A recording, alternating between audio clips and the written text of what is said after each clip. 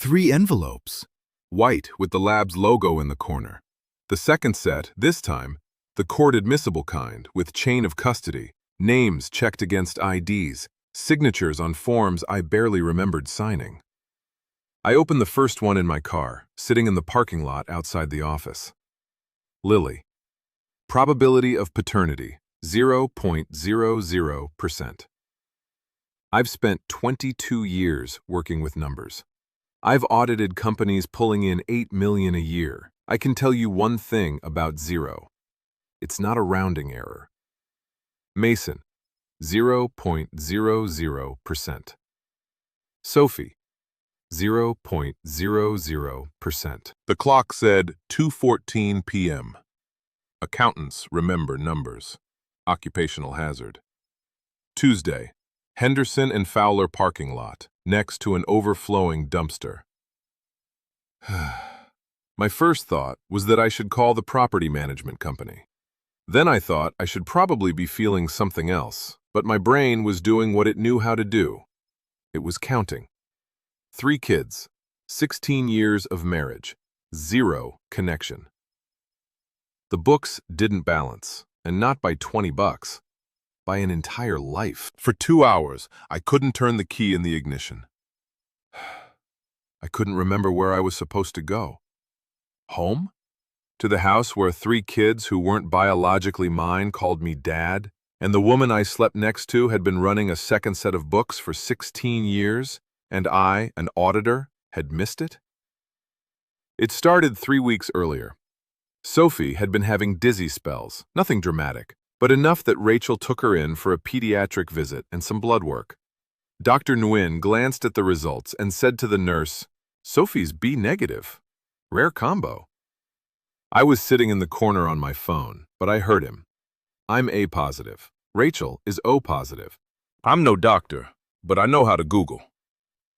The negative part wasn't what bothered me. 2 Rh-positive parents can still have an Rh-negative child. The B was the problem. 2 parents with A and O blood types don't just end up with a B child. I spent the next 3 weeks on autopilot. Tacos on Tuesdays, Mason to practice, Lily locking herself in her room because she was 15 and the whole world sucked, Sophie's math homework. Life as a control procedure. I did the first tests quietly, the mail-in kind, because I needed to know whether I was losing my mind. When those came back, I called Mark. After that, Maria made me do everything again the right way. Court-admissible tests, signed paperwork, documented collection, no shortcuts. At the Holiday Inn on Zane Trace Road, my card went through on the first try. Second floor room. The AC blew straight at the ceiling, and the remote was tied to the nightstand with fishing line. I sat on the edge of the bed and laid the 3 envelopes on the comforter. I called at 10:30. Mark, my older brother, an engineer in Cincinnati. "Where are you?" "Holiday Inn, Zane Trace. Stay there." 2 hours and 15 minutes later, he walked in, looked at me, looked at the envelopes, sat in the chair by the window, didn't ask anything. Mark is an engineer. He doesn't touch the structure until he knows which wall is load-bearing. We sat in silence for an hour. Someone on the other side of the wall was watching a talk show. The studio audience laughter spilled into the room every 50 seconds. Mark looked at the wall. Some idiots watching Fallon. First thing he'd said in an hour. Then he pulled out his phone. "You need a lawyer, a real one, not some bus bench attorney. I'll ask Donna. She went through this last year." Kev. 3. Same guy? I don't know yet. Mark put the phone on his knee, looked out the window at the glowing Wendy's sign, then picked the phone back up and kept searching. In CPA training, they teach you, if you suspect fraud, don't let the subject of the audit know they're being investigated. My whole career, I'd applied that to other people's companies. Rachel's old email account, the one she'd made before we got married, she had changed the password in 2011 and apparently never touched it again. Lily Ray 2011. I tried it on a hunch. It worked. Excel, timeline, date, event, source, notes. By the end of week 2, I had 143 rows. Lily, Tyler Brennan, a guy from Ohio University. Just friends. Alumni weekend, August 2010.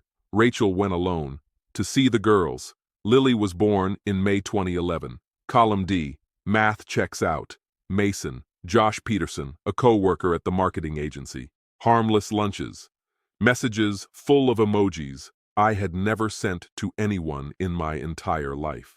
Conference in Indianapolis, February 2013. Mason was born in November 2013. Sophie, I put that one off. Dave Kowalski, the neighbor. He moved in 9 years ago in April. Sophie was born the following January. Dave, the guy I grilled burgers with on the 4th of July. Dave, who borrowed my lawnmower and brought it back with an empty tank while I joked about sending him a gas bill, and he showed up later with a 6-pack of Bud Light. Dave, whose kids played with mine, and might have been their half-siblings. I didn't have legal proof yet that those 3 men were the fathers. What I had was worse in some ways. Dates, messages, hotel charges, photos, little jokes buried in old emails, and a pattern that made the hair on the back of my neck stand up. The evidence pointed to 3 different men. I closed the laptop, walked into the kitchen, opened the fridge, leftover lasagna, milk, a jar of pickles, a container of sliced carrots labeled Sophie, lunch, closed it, opened it again, closed it. Sat down at the table. Then I heard Rachel's car in the driveway. Hey, Sophie's at Madison's until 7. Mason's upstairs. Did you start dinner? No, I'll start now. Maria Vasquez came recommended by Donna, 23 years in Franklin County. She listened, then said, "You have a strong case, Mr. Taylor, but strong doesn't mean fast. Are you ready to work?" For 2 months, I lived at home, cooked dinners, went to Mason's games, helped Sophie build a papier-mâche volcano. It came out crooked. Sophie hugged me and said, "Thanks, Daddy," and the thought flashed through my mind. This must be what undercover spies feel like. Every morning, I woke up next to Rachel and stared at the ceiling. On Saturdays, I went to the Holiday Inn, got held up at work, quarterly reconciliation, laptop open, evidence organized, paid cash. 6 weeks in, Maria asked for the full statement history from our joint account going back 10 years. Into Excel, $200 in March, $300 in May, $500 before Christmas. Memo lines like gifts, school, clothes for the girls, amounts a normal husband wouldn't even notice. But I'm an auditor. Every transfer went to an account at another bank. Opened in Rachel's name. $47,000. Not a round number. Fraud is never a round number.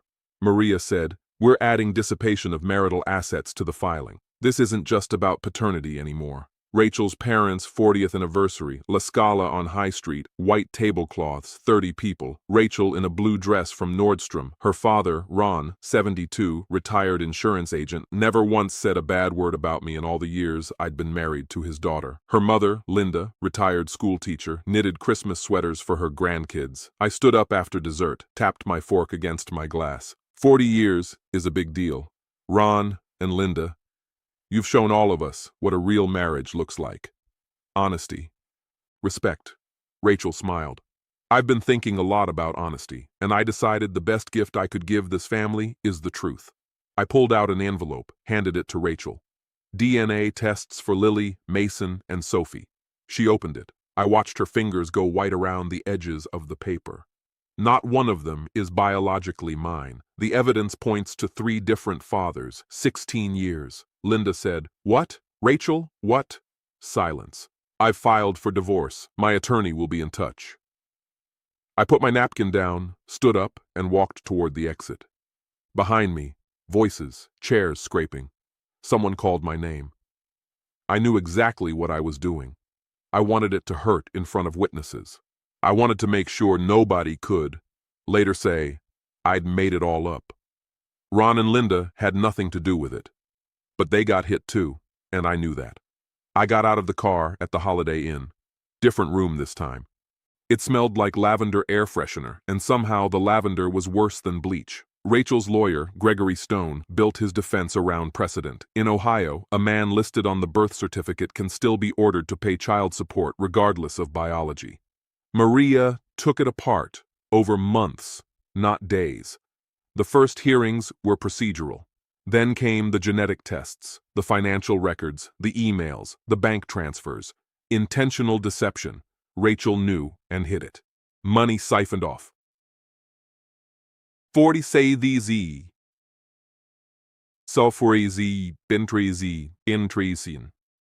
Them $1,000 into a separate account. Not one mistake, not one bad weekend, but a pattern. At the fourth major hearing, Rachel testified. Stone asked why she hadn't told me. She said, "I was afraid of losing him." That was it. Nothing about loneliness. Nothing about me not paying attention.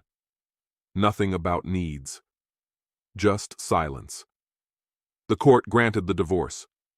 Rachel was ordered to account for and repay the $47,000 as part of the property division.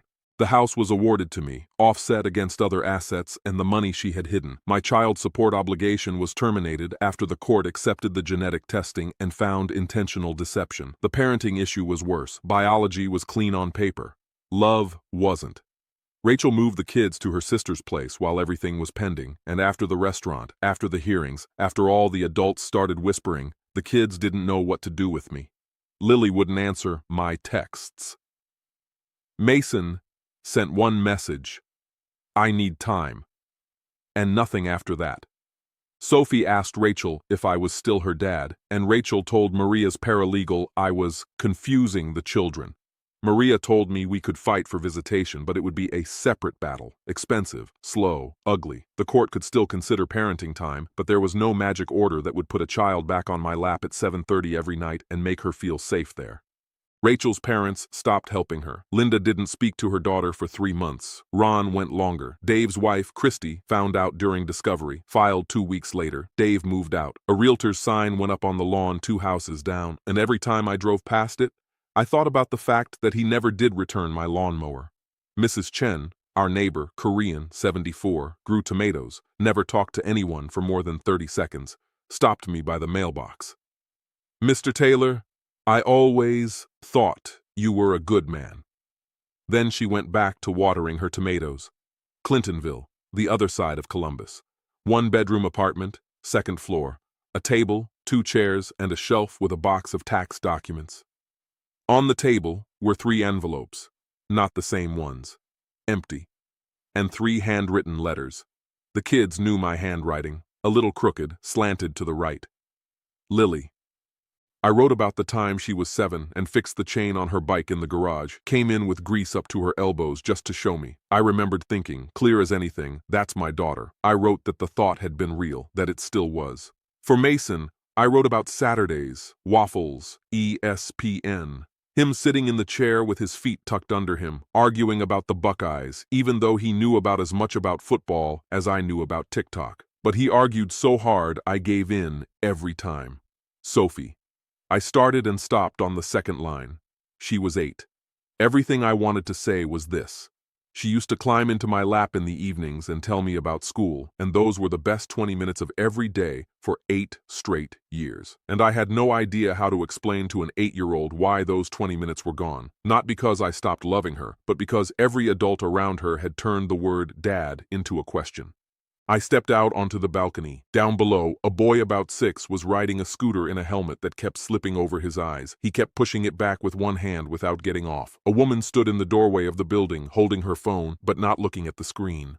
I went back inside, picked up the unfinished letter, folded it, and put it in the desk drawer next to a stapler, a stack of sticky notes, and my rent receipt.